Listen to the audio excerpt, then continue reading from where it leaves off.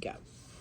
According to the Institute for Women's Policy Research, the current rate of change suggests that the gender wage gap won't be closed until the year 2059, but this may not even be true for all states.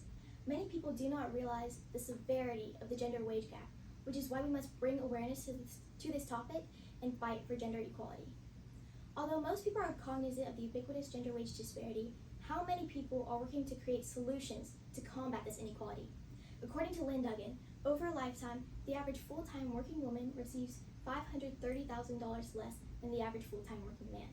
A college education doesn't help. In fact, the average college-educated woman receives $800,000 less than the average college-educated man. Although this fact stands, it takes great courage to advocate for your rights when losing your job or career opportunities are potential repercussions. Robert F. Kennedy once said, "Few men are willing to brave the disapproval of their fellows, the censure of their colleagues, the wrath of their society." Moral courage is a rarer commodity than bravery in battle or great intelligence, yet it is one essential, vital quality of those who seek to change a world which yields most painfully to change. It is not imperative to possess political power, wealth, or social status to create meaningful change. It merely requires the initiative of everyday women.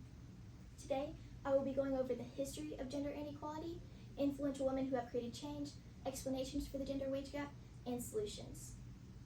To understand the gender wage gap, we must understand its historical context and the factors that contribute to its emergence as a pressing concern. Women represented approximately 25% of the United States workforce during the initial part of the 20th century, but this changed as a result of the necessities of work demands brought on by World War II, according to Raphael Boyd. As men engaged in military service, women replaced them and even took on newly established job opportunities created by the war, but were forced to endure unequal compensation compared to the men that they replaced. President Franklin D. Roosevelt established the National War Labor Board, which required women to receive equal pay when replacing male workers. However, when men re-entered the workforce after the war, the women who were able to stay employed had their jobs reclassified and substantially lower pay. There have been several women throughout history who have taken a stand for their employment, yet this problem still exists, and it is our responsibility to eliminate the pay disparity that so many women encounter. Lilly Ledbetter is just one of many women who have experienced gender pay discrimination. She worked at Goodyear from 1979 to 1998, but was unaware that her male coworker was making twice as much as she was. She presented evidence to the court that her male supervisor gave her multiple unfavorable performance evaluations due to her sex, but Goodyear appealed the ruling due to the 180-day EEOC filing requirement. This is what inspired her to establish the Lilly Ledbetter Fair Pay Act of 2009, which resets the statute of limitations on discrimination complaints each time new paychecks are issued, and enables employees to challenge pay discrimination that has been compounded by raises, pensions, and other contributions over time, according to Sachi Guerrero. Barbara Bergman was a feminist economist who faced labor market discrimination at every point in her career. She attended Cornell University, where she graduated with her degree in mathematics, but was still unable to find a job that interested her, despite her several qualifications. Finally, she took a low-ranking job at the Bureau of Labor Statistics in 1950, but was still surrounded by discrimination. Even after attaining her PhD, she explained in an American Association of University Professors newsletter, "I was second in my class at Harvard in 1959, but couldn't get an academic job, and I attribute it to sex discrimination."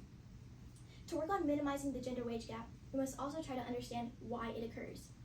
One explanation for the gender wage gap is the devaluation hypothesis. The devaluation of feminine jobs is due to cultural norms that attribute more economic value to the work done by men than work done by women, according to Felix Bush. Another explanation is the crowding hypothesis, originally introduced by Barbara Bergman in 1971. She developed research on the economics of discrimination, which resulted in her occupational crowding model. This is simply a formalization of Francis White Edgeworth's work in 1922, where he argued that the main factor responsible for women's lower pay was the circumstance that they were crowded into a comparatively small number of occupations. Bergman is an inspiration to all women because she worked through sex discrimination to fight for gender equality. Louisiana holds the largest pay gap, with men making 35% more than women make. This means at the current rate, women in Louisiana will not see equal pay until the year 2115, according to the Institute for Women's Policy Research in 2024. Although these numbers are daunting, there are several things that we can do to accelerate the rate at which this global gender wage gap is closed. Focusing funding and attention on programs such as the United Nations 2030 Agenda for Sustainable Development Goals, or SDGs, is one of these actions to be taken. The fifth SDG focuses on improving gender equality from all forms of discrimination, including addressing gender wage gaps, whereby women are typically paid less than men across most countries and employment sectors. Most research in the past has focused on high-income countries, but the United Nations SDG allows them to focus on middle to low-income countries, according to Hong Liu. In these countries, it is important to recognize the occupational segregation that hinders women's ability to engage in higher-wage jobs. Women, especially in underdeveloped countries, often do not have the same educational and career opportunities that men are offered, such as careers in STEM. In 2020, the ILO, or International Labor Organization, states that the overall scarcity of STEM jobs in developing countries implies that only a small number of women in the population occupy STEM jobs in these countries. This underrepresentation of women in high-paying STEM careers and the overall occupational segregation that countless women experience is a major contributor to the global gender wage gap. As Franklin D. Roosevelt stated in his inaugural address, only a foolish optimist can deny the dark realities of the moment.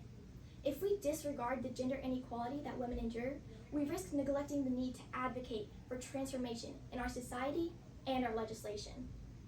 More experience, merit, seniority, education, or performance on job-related tests are all legitimate reasons why someone with the same job duties is paid more than you, says Mary Sheila McDonald. Despite this fact, it is not uncommon for women to experience gender discrimination, according to the National Institute of Health, which states that as of 2019, 41% of women experienced discrimination and harassment concerning equal pay and promotions, and 20% regarding higher education. Heightening public awareness of the gender wage gap and fostering global collaboration on this matter is crucial, now more than ever. Thank you, and here are my citations.